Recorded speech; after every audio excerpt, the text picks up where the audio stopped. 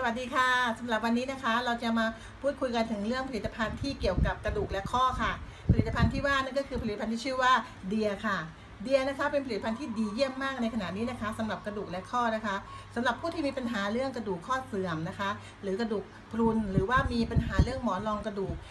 ทับเส้นประสาทก็ตามนะคะที่มีอาการปวดขาปวดเมื่อยตามตัวนะคะอาจจะเกิดมาจาก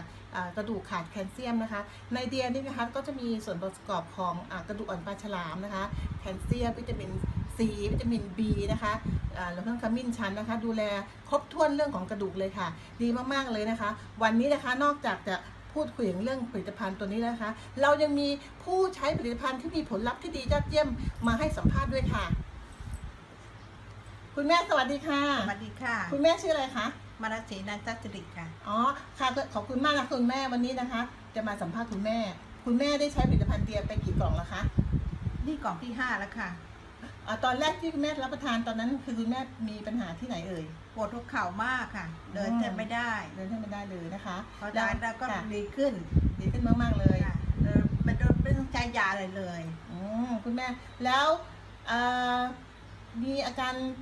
อันอื่นอีกไหมคะนอกจากปวดข้อเข่าเนี่ยค่ะเหมือนว่าหมอนรองกระดูกเสื่อมน้ำข้อไข่ไม่มีคุณแม่มันก็ดีขึ้นค่ะสุดยอดมากๆนะคะคุณแม่สำหรับผลิตภัณฑ์เดียนะคะวันนี้นะคะก็ต้องขอบคุณคุณแม่นะคะที่ให้เกียรติมาให้สัมภาษณ์เรื่องราวของเดียนะคะเพราะว่าคุณแม่เป็นแฟนพันธ์แท้ของเดียเลยทีเดียวเลยนะคะเอาไว้คลิปต่อไปนะคะเราจะมาพบกับคุณแม่อีกนะคะขอบคุณคุณแม่มากค่ะตอนนี้ทานแล้วเลยนะแม่คุณแม่อันนี้แก้วนี้อันนี้ทานประจำทุกวันนะคะอร่อยไหมคะอร่อยมากค่ะขอบคุณมากค่ะขอบคุณมากค่ะคุณแม่ขอบคุณค่ะขอบคุณค่ะ